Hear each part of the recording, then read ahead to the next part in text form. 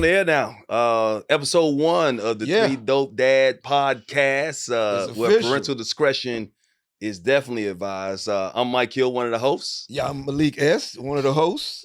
I'm Naeem Lynn. I tried to put the live on everybody, but it's just on me. So. Yeah, well, we know how Naeem is. You know what I mean? It's about him. But you know what? He always looks out for us, man. It's Naeem Lynn, baby. Y'all Three Dope Dad podcast, man. We all obviously dads. We wanted to get together to kind of have our little therapy session to kind of chat about being a dad. What do you hope the podcast will be about, man? I mean, I feel like this podcast is definitely going to help me.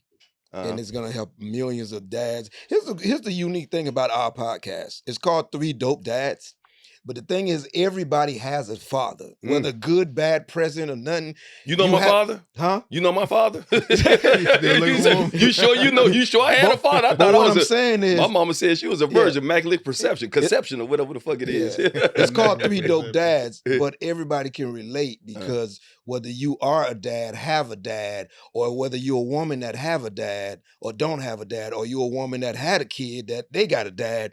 So it's called Three Dope Dads, but it's open to everybody, bro. You know what I'm saying? Women can relate because women either have a dad, don't have a dad, or they have a baby daddy or a husband, whatever. Right. You know what I'm saying? So some dude's been a part of their life in some kind of way. Somebody, as a father figure. Yeah. If you got a kid. If you got a kid, well. Yeah, I mean, I was against the name of this podcast. Because Three Dope Dads is very arrogant, you know. But we trying our best, though. The mothers of our children may not feel the same way.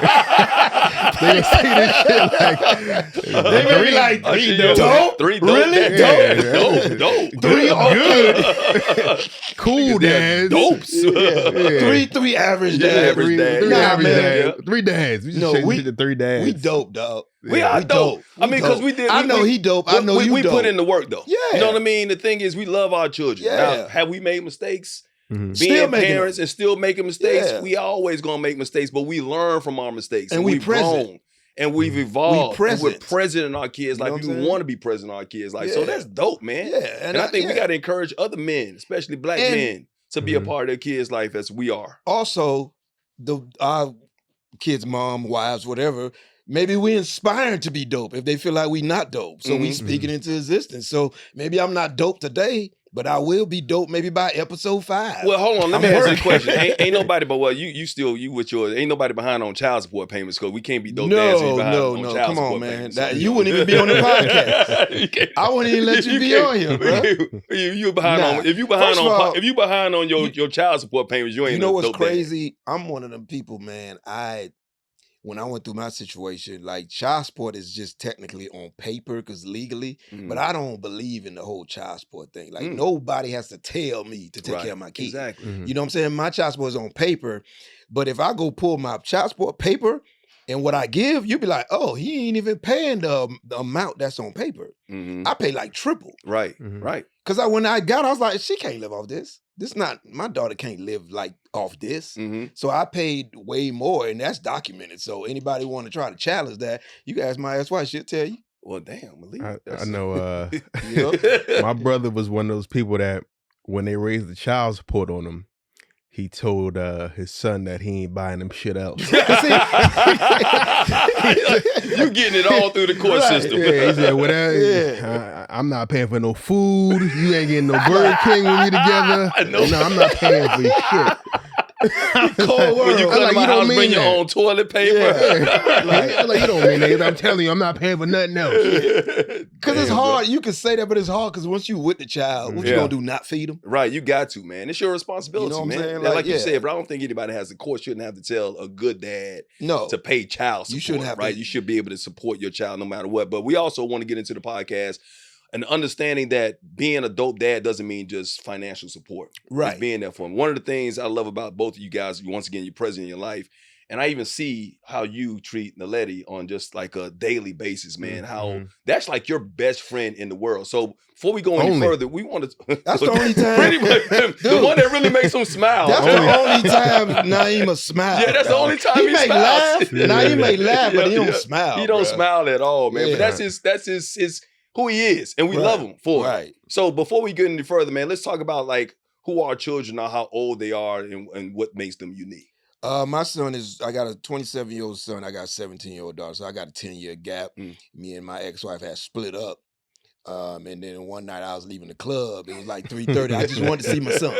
I wanted to see my son at 3 in the morning, and I made my daughter. Okay, well, that's a blessing. You made your blessing. Yeah, I made my daughter. And it's crazy because being a young man, I remember I used to always be like, man, I don't want no daughter. And then I got a daughter. I was like, yo, this is the best thing ever, bro. This is the best thing ever. But when I was young, I was like, I want no daughter. Right. And now I'm like, I couldn't imagine my life without having my daughter. Right. Without having a daughter. Thing. Yeah, You know what I'm saying? Exactly. Yeah, I said the same thing. Glad I had a daughter. Yeah. And having a daughter first, see, I had a son first. I got to practice being a father. Right. When you have a daughter first, dude, you got to be a father right away. Oh, right away. Because it's a different parenting. Right away. You know what I'm saying? How old is Naledi? She's 10. She's 10 years old. 10 so and once a half. again, different perspectives. You got a teenage daughter. Yeah. You got one who's in preschool still. You got an older son. Preschool? Yeah. Is it preschool? Middle Not school, preschool. right? Oh, middle school.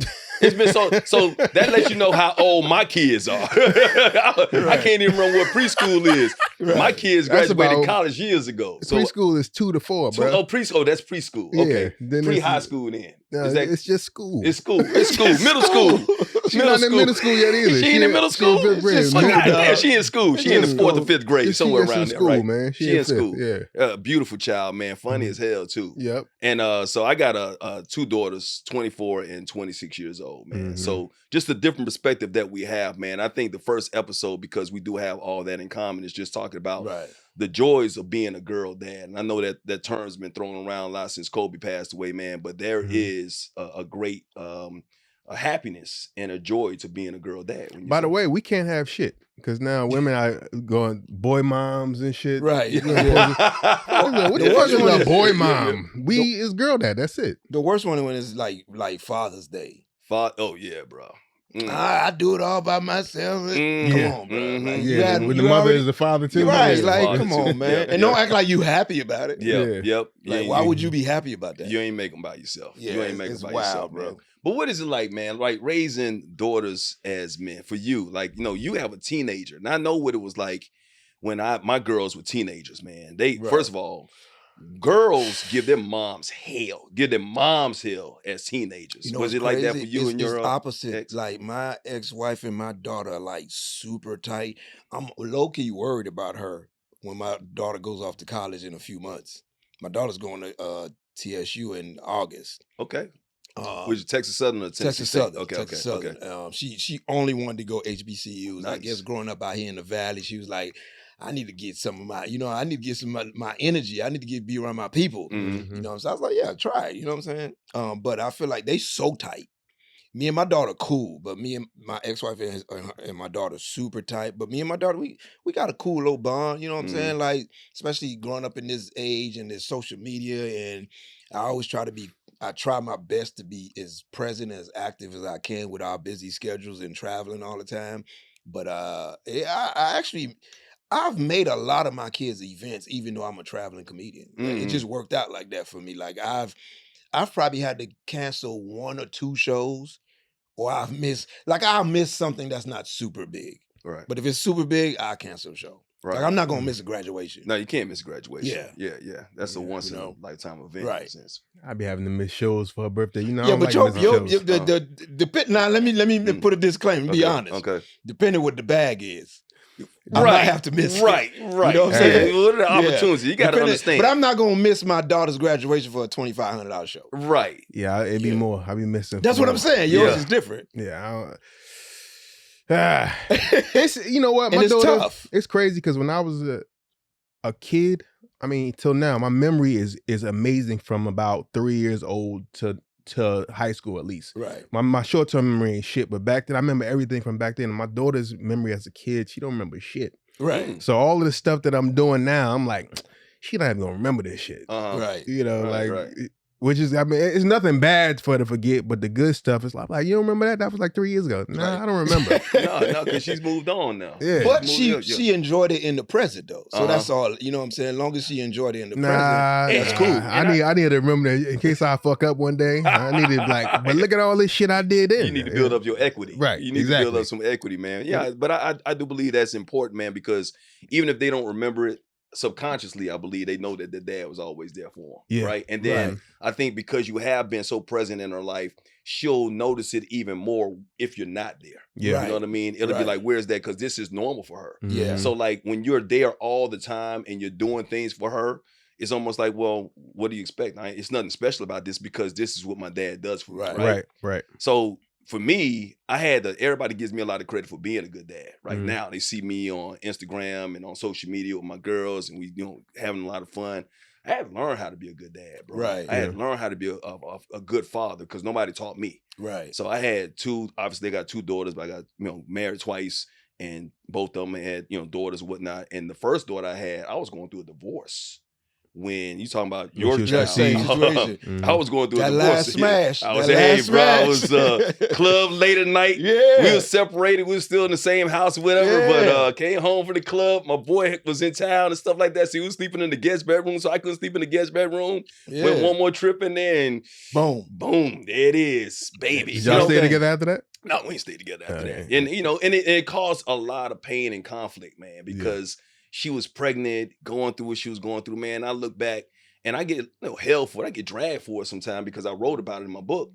But it's something that I regret. I wish I would have been there, during that time. Right. Because, a daughter especially needs her father. Right. Yeah. And even though I was there financially and tried to do everything I could possibly do, for physically and in the present, going through a divorce and then they moved to a different state, and I just couldn't see her that often. Yeah. So for the first year of her life, man, I think I saw my daughter maybe 3 or 4 times. Yeah, because tough. I was working, they moved to Maryland or whatever, man. So it was tough. Yeah. So did that law exist back then? Because now, and a lot of fathers don't know this, and take notes. You should know this shit.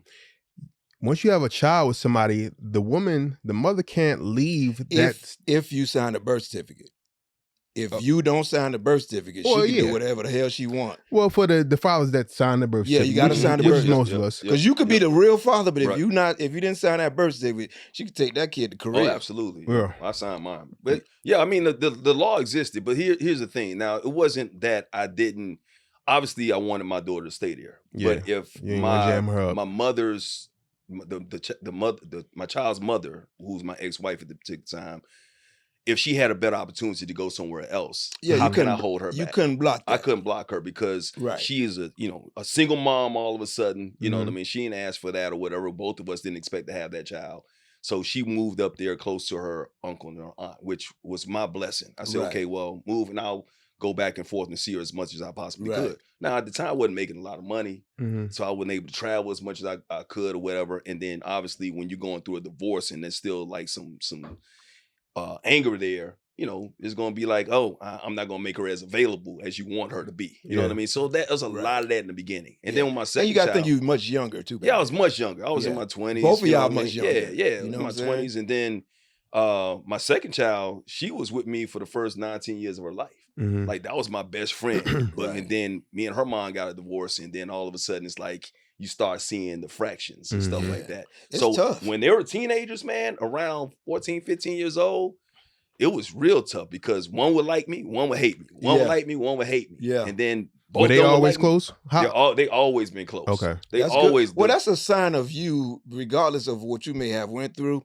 I always look at if a dude got multiple like kids' mothers, if their kids are close, that's a sign that you did something. Because dudes who not present, if they got kids from multiple women, them kids they know about each other, but them kids don't be close. Right. Because they don't ever get to be in the same proximity. And I made the fact that they close lets me know you was putting them together in the same house. I was doing everything I possibly could to and have kudos to the mothers for allowing being that cool, too. Yeah. Shout out to them because they were cool enough. And they've never, after a while, like my second wife didn't let me see my child. First wife, we like good friends today. That's one of my best friends in the world, right? My first wife. But in the beginning, obviously, there's a lot of bitterness, there's a lot of pain, a lot of hate, and whatnot. And so there'd be times I would drive down to go see her when I was living up north, and I'd be there, and it would be my weekend. And all of a sudden, she's like, "Oh no, she went to her friend's house." You know what I mean? So you had to deal with that type of stuff like that, man. But once again, I don't blame her because obviously I did some things that was wrong or whatever in the relationship, both of us or whatever, and it caused us to break up the family. But I always say this, and I always got to give myself and tell people that, because I want people to know that I had to learn how to be a dad. Right. And I think this is why I wanted to do this podcast, because people see me once again as this great dad, but it was a process, man. I think you grew up with your dad was in your life. Nah, my parents divorced when I was 3. So my dad was gone. He was gone till for about 3 years. Okay. And then he started working for United. And then once we were able to fly for free, that's when we started to see him a little bit more and started to talk to him more. But he was things were so tight at home. My mother, my great grandmother lived with us, and my dad's family was close by. So it was never like I really missed him like that. You know, I was so young. But then, you know, when you get older and you realize all the things that you missed out on as far as becoming a man, that's when you're like, wow, it would have been different and it could have been better if he was here. Right. Yeah. Or it could have been worse. You never know. You know, you don't know. He could have been a pain in the fucking ass. That's true. That's true. You really don't know how it could have been. Yeah. But my dad was he was my high school years. He was there in New Jersey for all of those years, and he was, you know, still flying. And he was 4 days on, 4 days off, but he was able to come to my games more often. Yeah. And I saw him more often, and now like we got a great relationship. We talk all the time, and we good. So I don't hold any resentment towards him. You know, he know where he fucked up at. Right. You know what I'm saying? Right. You should have did this. You know, like I've had the conversations about like, yo, you know, it'd have been nice to have a father around to teach me how to do this and fix some shit. He like, son, I ain't know how to fix shit. I wouldn't have been able to teach you that. Bruh. And I'm like, all right, because I ain't no handyman. Yeah. I got TaskRabbit on speed dial. That's why I say I can afford to go get TaskRabbit. Yeah, that's why I say I never got to get that, man. What? The whole you know, to the makeup and build. I never got that, dog. And I always because the difference between my father was when he was there, he was there. But when he left, he left. Like he didn't look back. Man, he that man he was gone. Dog. He went and got a loaf of bread. He was gone. And if I was 11 years old, my father left. I still remember the day when I came home and it was just like his shit was gone. His shit was gone. Damn. And at first I didn't know, but it got to be like 7, 8 o'clock. I was like, "The hell, daddy at?" You know, and you know they don't like. I'm come from a Haitian family. They don't talk to kids, dog. Like they, you know, your parents and a little older too, right? Yeah. Because I'm the last of 7, so they older. Okay, they ain't talking to me. So it's like the next day, I'm just like, "The hell, daddy at?" And it's kind of like he ain't here no more. No explanation. No nothing, dog. So did he have a conversation with you afterwards? No. Never. You've never spoken to your dad? Never, Malik. I seen him. Let me tell you. I'm about to tell you the story. Okay. Bro. So I seen him twice after that. I seen him one time at my grandmother's funeral. He came by. I'm a kid still, so he ain't talking to me. Then I see 3 times. 4. My bad. One time I came home. He was in the living room talking to my mom. But I just, what's up? I go in the room. 3rd time was 3 times. The 3rd time was I got a call from my siblings. I'm grown. I got my own kids now. They say he's about to die. You should go down there and see him. I was like, all right, cool. So in my mind, I'm like, all right, I'm gonna go see my dad. We're gonna have this moment. He gonna tell me his side of the story. He gonna tell me he loved me, he's sorry, and then he gonna go. So I was cool with that. I was like, cool, that'll be cool. I'll be cool with that. Closure. Man, I get down there. This man is on a breathing machine. He, Damn,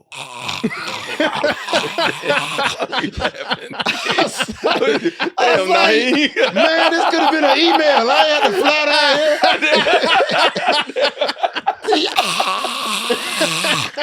I was like, man, bruh, I was mad, sad, hurt. I was everything, dog, all in one, bruh. I was like, I know damn well I ain't fly down here to hear this dude breathe, dog. So, this true story, dog. I'm sorry. So I get in there, I'm like, so I ain't gonna get nothing? So this man died right in front of me, dog. I didn't get nothing, bro. Fuck, man. I didn't get nothing but a damn waste of flight. 5-hour flight to Miami to watch him just be like, Bro, true story. Shit. So I leaned in. Mm-hmm. I was like, because they say the hearing is the last to go. Right. So I just leaned in. I was like, hey, man, I forgive you. Mm. You know what I'm saying? I forgive you, but I ain't That gonna lie shit to you, killed him. dog. To this day, I forgive you.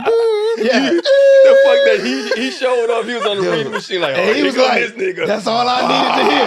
I gotta go. Bruh. He gonna ask for some money. But- I gotta go. Money, he was broke. I know. Damn money. Dog, There's no will. dude, to this day, I ain't gonna lie to you. That thing, I never said this out loud. Because I always was like, I don't cry. Like I have a weird thing with crying. Mm-hmm. But dude, I wanted to cry, but I couldn't. Mm-hmm. I wanted to cry because I felt like if I had to cry, you know how you had that thing in your throat? Yep. Mm-hmm. And so that thing just be in my throat, dog. Like even right now talking about it, I feel it in my throat because I never got to even talk or You gotta let it say out, my man. You gotta let it side go, bro. or him say his Yep, side. uh-huh. It was just like, I don't know if this dude ever rock with me for real Oh, like that. wow, Like, man. because he just died with it.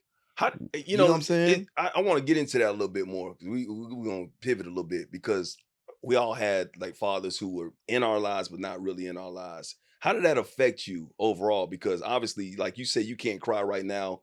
Did you ever think about going to therapy to talk about something like that? And because I think I am now because what happened was recently, my mom passed 5 years ago.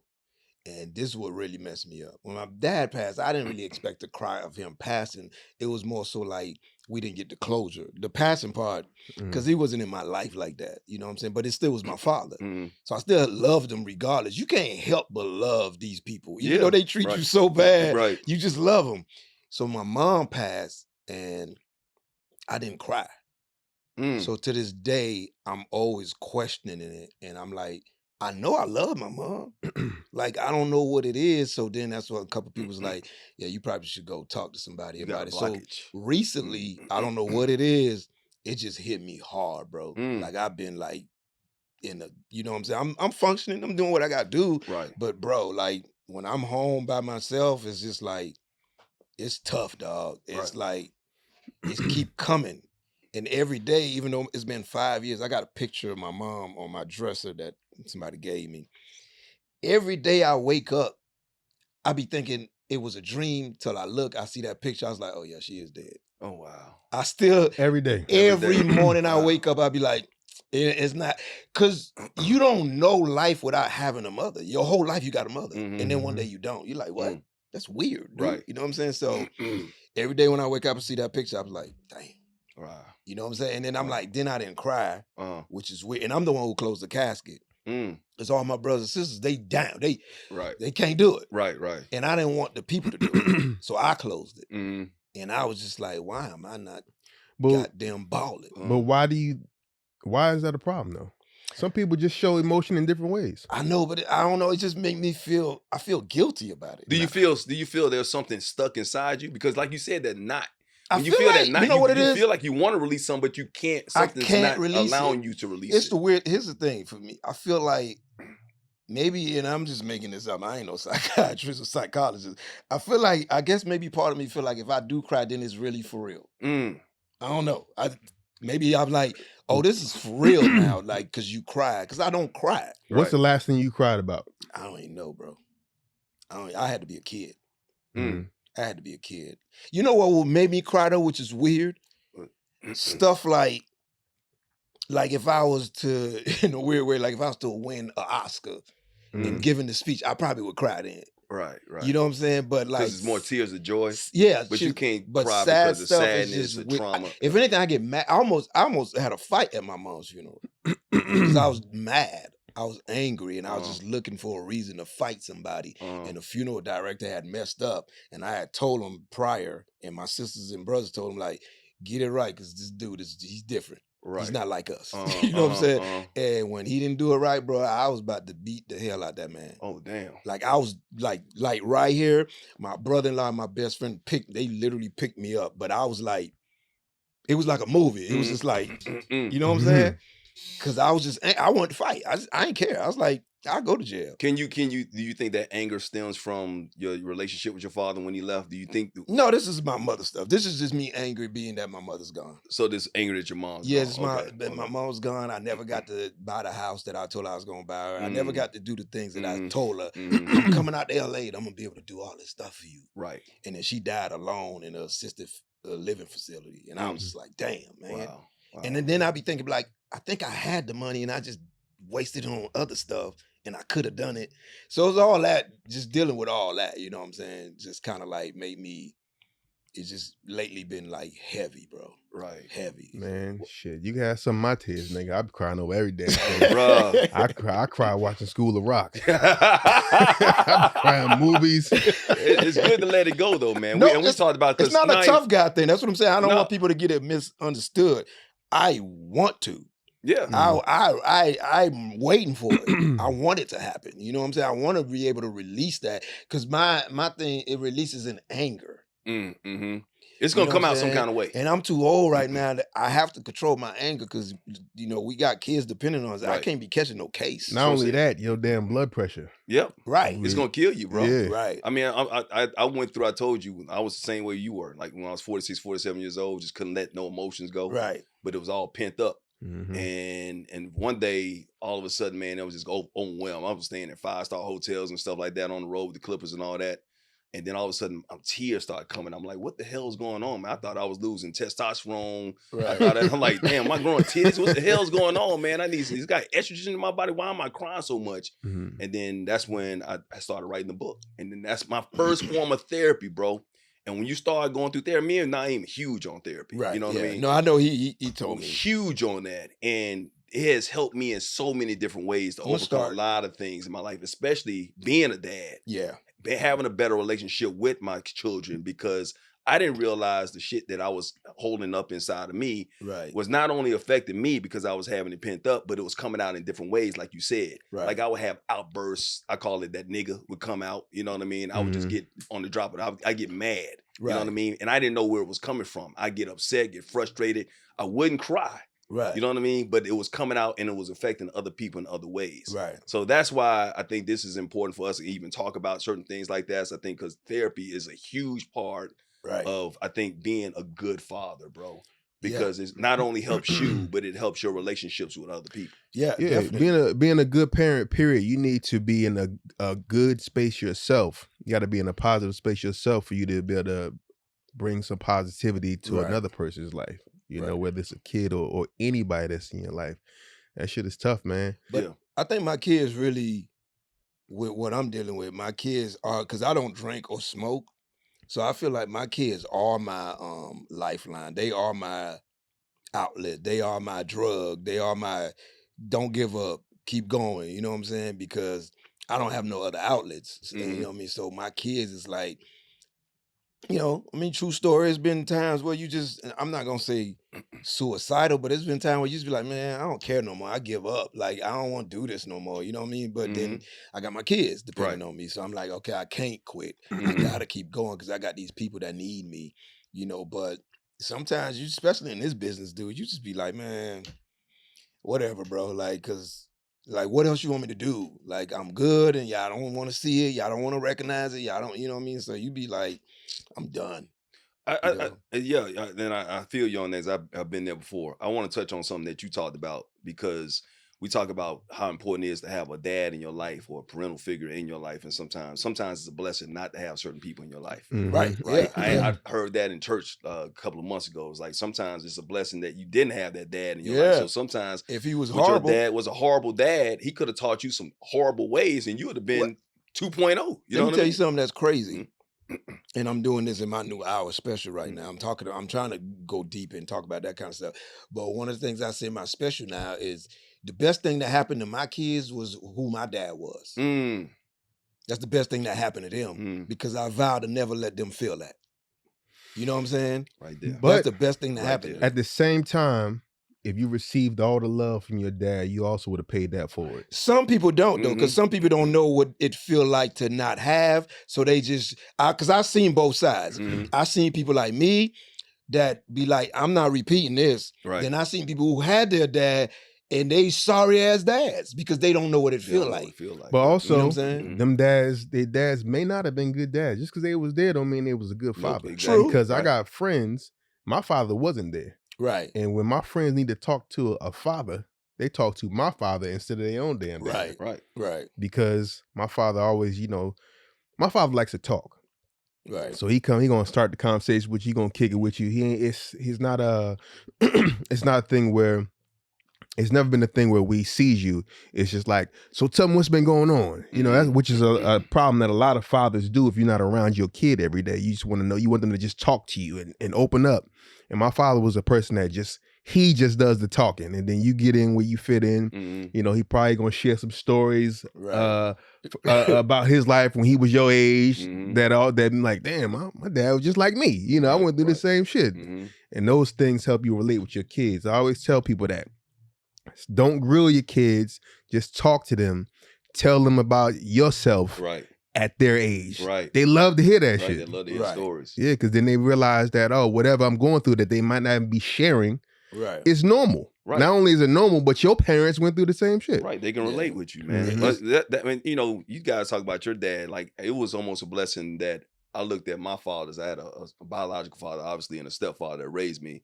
My biological father was never really in my life, never did shit for me, anything like that. I knew his name, I knew who he was, whatever, and stuff like that. And he was like, Michael, you're my son, and all that shit, like he's Darth Vader. But this nigga ain't do shit for me. You got his last name? I was born James. A lot of people don't know this. My name is born James Michael Maxwell. His name is James Maxwell. Oh, okay. And then I changed my last name to Hill because my stepfather adopted me when I was 15. Nice. I went by Hill once he married my mom. Mike Maxwell got a little ring to it. I know Mike Maxwell was kind of fly. Mike Maxwell sound like an R&B singer. Mike Maxwell was kind of fly. That would have been a good entertainment you name, man. You would have at least 5 more hoes with Mike Maxwell. I ain't need no more of them hoes. I had too many goddamn problems with that. But that would have been a dope ass name. But but that's the only thing he really gave me was a fly name. But I even changed that. Well, he gave you the height.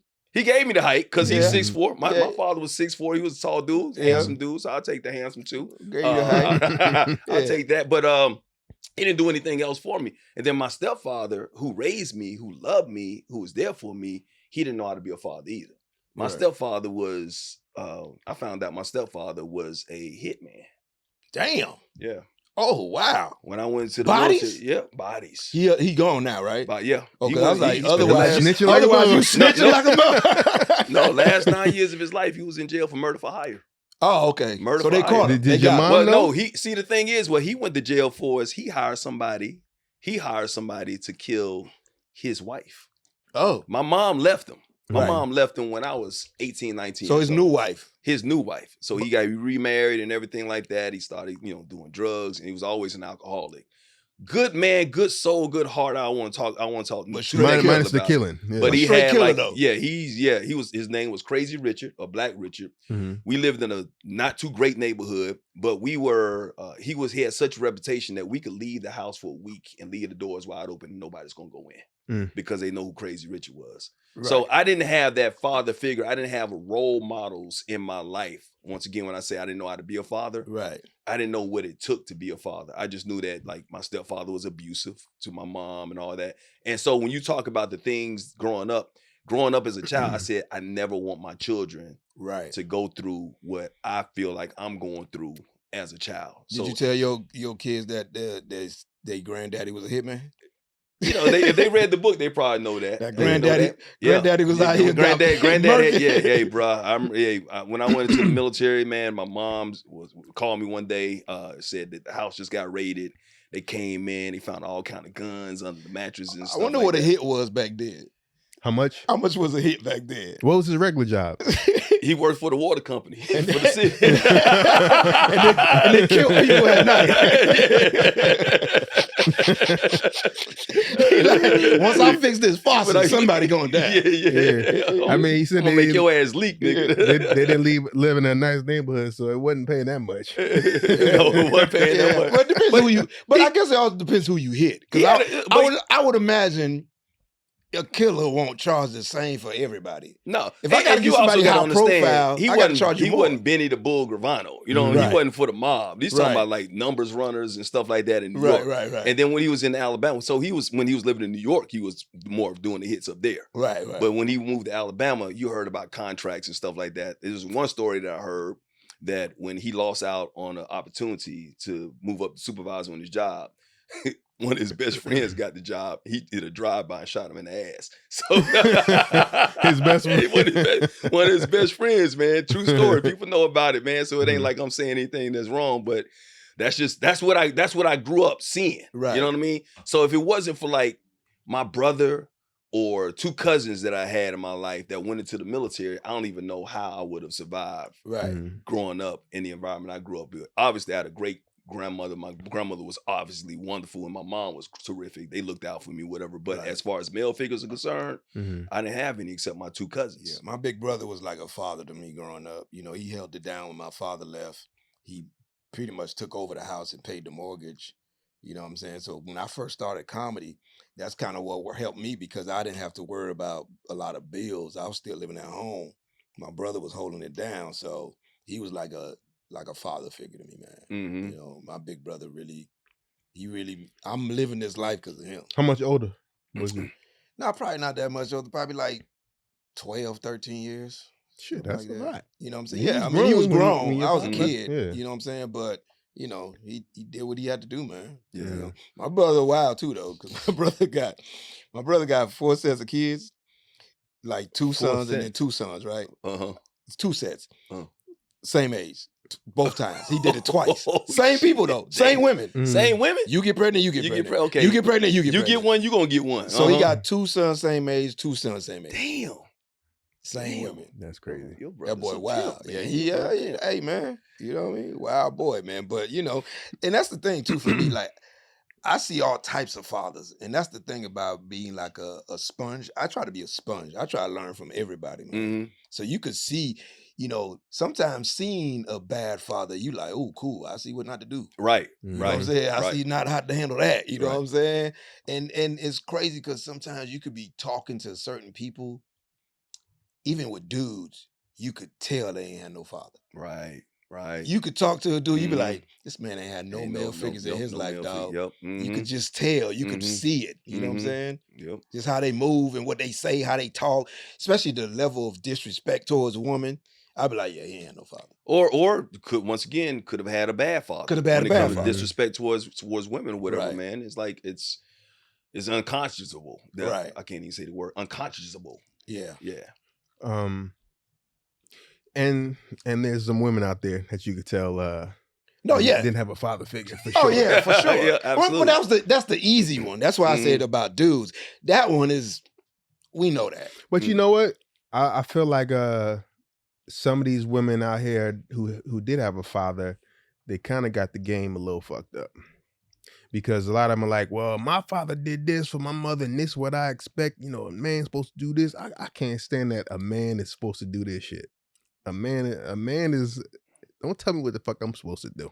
Right. I can't stand, that's like one of the worst things. Well, a man should be doing this. Nah. So what are you talking about when they ask you a man is supposed to be? What are they really usually it can be asking? Financial, for the most part. Financial parts, yeah. Or just how to be a gentleman or whatever. Like, I consider myself a gentleman, right? Right. There's certain things I don't do, and I just won't do. Such as? When we go into the car, I'll open the door. Right. When we go into a building, I'll open the door. Right. When we pull up somewhere, I'm not coming around to your side and opening the door for you to get out. Get out of the fucking car.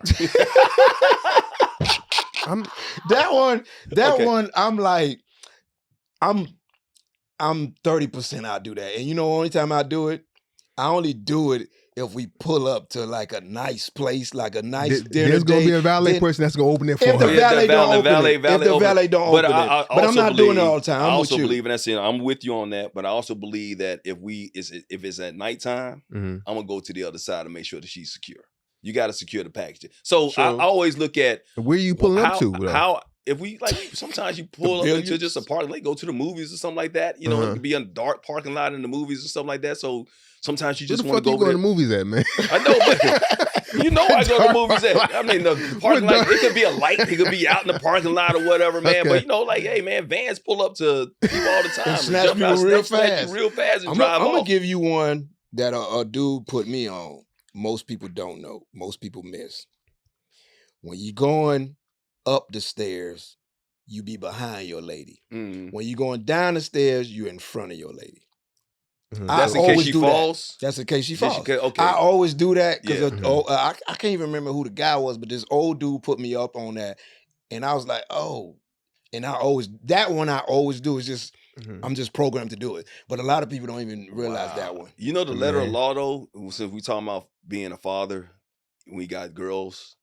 You would want to do to a woman what you would want a man to do for your daughter. Right. So and that's hard because then you be like, yeah, but I really want to do this. but I really want to smash this. But you would want a young man to basically take care of your daughter and make sure that she's secure in all ways. Right. Man, I'm in this space now where I want my daughter to be independent. So I also want to teach her, you know, how a man is supposed to treat her at the same time. So I have this battle every day when it comes to like, she's like, Daddy, can you take my book bag out the car?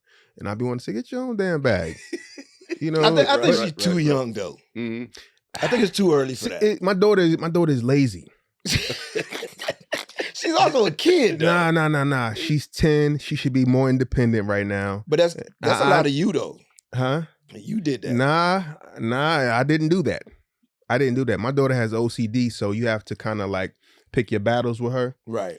But it's a lot of shit. She starts to use it as manipulation at this point. Of course. They all do. Because for instance, she wants you to pour her drink. And I'm like, you know, I was pouring my own drink at 5 years old. Why, you know, why you gotta then the thing is she doesn't know how much to put in the cup. Right. Because of the OCD, everything has to be perfect. So it's like, is this enough? I'm like, there's no such thing as enough. Right. Pour some in there, drink it. If you want more, pour a little bit more. Right. But she has to know, you have to tell her. So when you got to go through that shit every day, you're like, fuck it, I just pour it myself. You know, so it's those type of things. So she's getting better. But the OCD, it got her and me in the chokehold.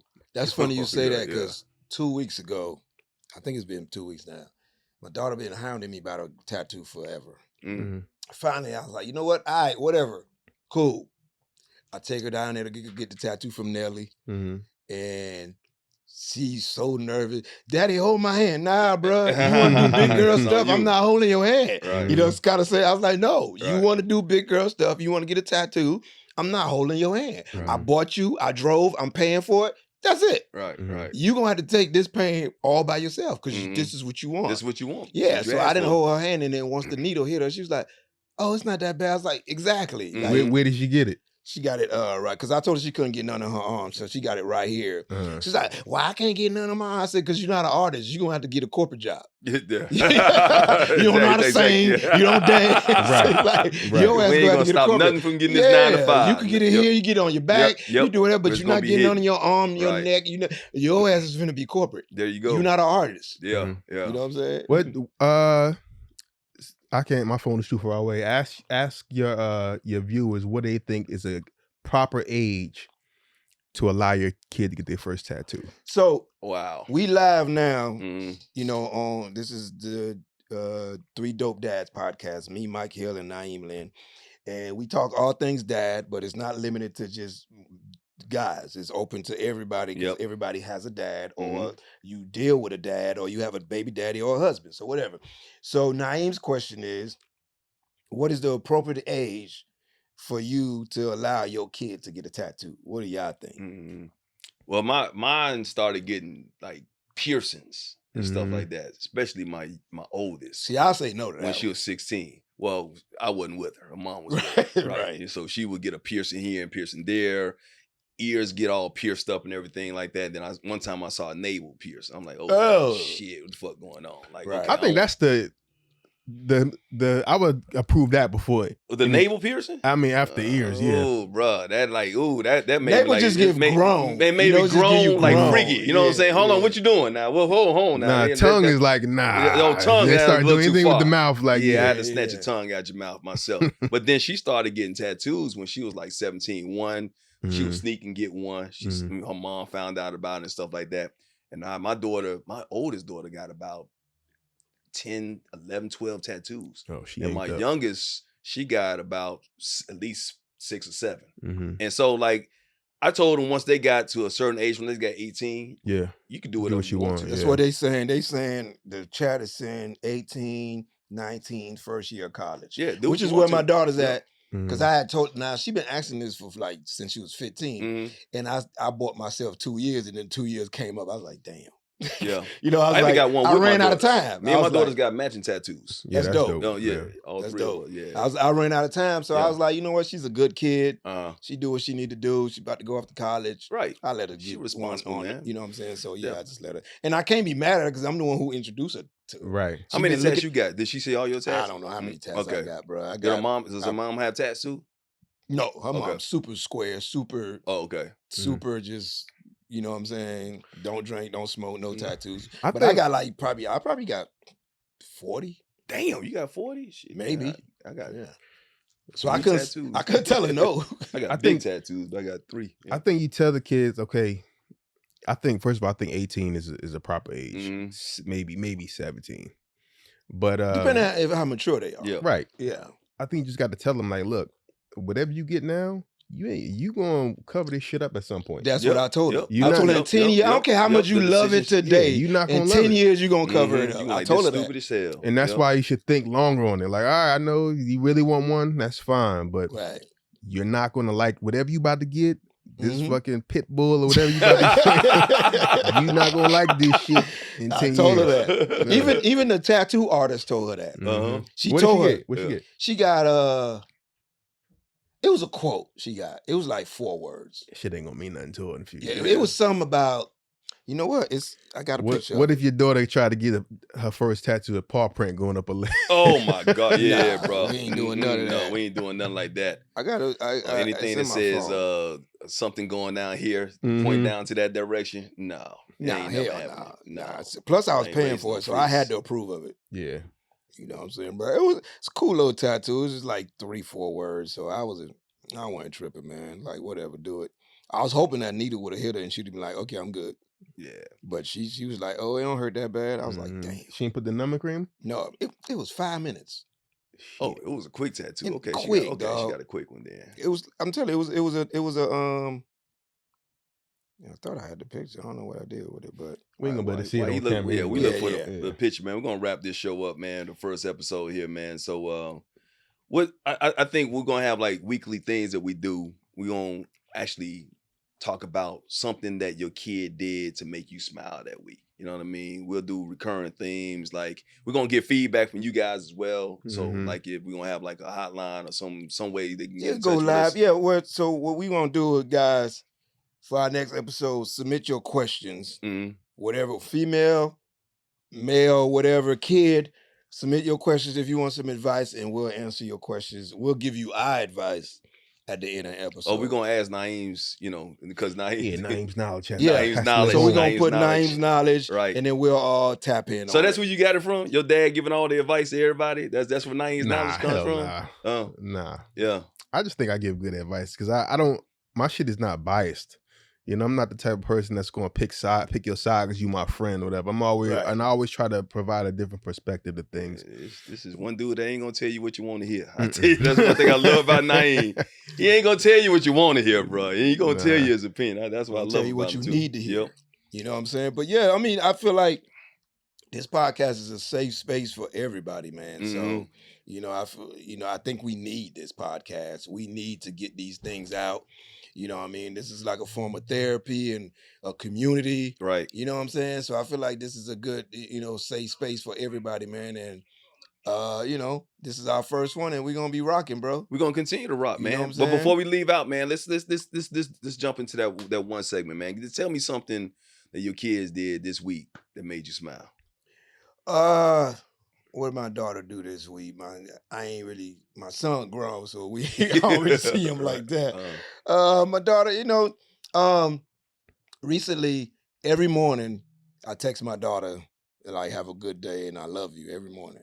And it was, I think, recently she texted me first. I was like, Oh, wow. Ow. I was like, oh, Lord. And so in my mind, I was like, oh, she gonna want something later on. She never asked for nothing. Oh, wow. I was like, damn. So that really melted my heart. Oh my God. She shows that appreciation, bro. Yeah, I was especially like, at 17. because usually she just responds. Yep. But she hit me first. So that's that was awesome, man. That was dope. She don't know this, and it's too late because it's gone now. She could have got anything that day. Exactly. That's what they don't understand, man. They can play us like she could have got anything that day. She could have been like, I want a Gucci bag. Come on, let's go. She ain't even got to ask, but you probably want to go get one. Right. Yeah, just for it. Like, let me surprise her. Yeah. What about Naledi?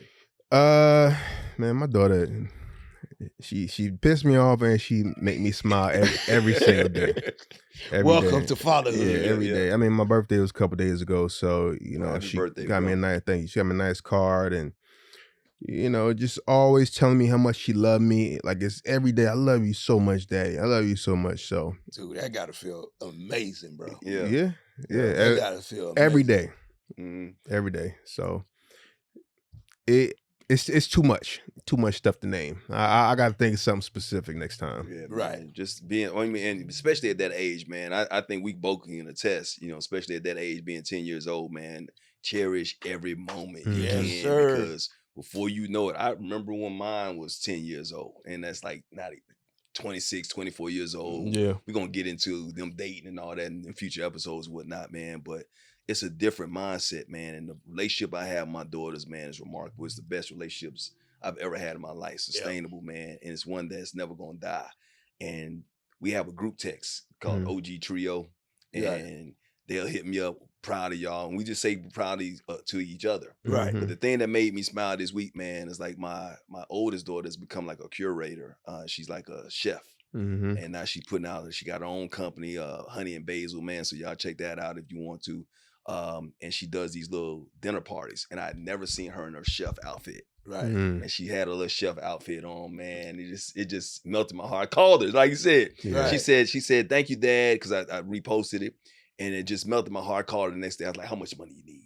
I want to invest in your company. Right, what you need to keep this going? Because you want some plates, you need some new dinnerware. What you need, man. Right. That type of stuff, man. That's just remarkable, man. Because you want to see your daughters, you want to see your kids, regardless, just continue to grow and do things and make themselves happy. That's why you're a dope dad, man. That's why you're a dope dad. That's why you're a dope dad. Thank you. That's why y'all dope dads. Thank you for being dope dads, man. Thank y'all for watching us as well. Tune in, subscribe. Absolutely. You know what I'm saying? Absolutely. Dope Dads Podcast. Dope Dad Podcast. Where are we going to put this? What is this going to be with podcasts? This is everywhere, dude. Okay. Where all podcasts are available. And of course, YouTube. Yeah. And make sure you get them questions in because, we got some knowledge over here from all of us. Different perspectives on life, whatever you want. Yeah, absolutely. You know what I'm saying? Yeah, absolutely. If you want to be lied to on the advice, I'll answer. If you want the brutal truth, Naeem will answer. It definitely will. That's for damn sure. And we're going to start having guests too. Definitely have some guests on the show, man. So that's been episode number 1 of the Dope Dad Podcast. I'm Mike Hill. I'm Malik S. I'm Naeem Lynn. And we will see you again next time, y'all. 3 Dope Dads. Yes, sir.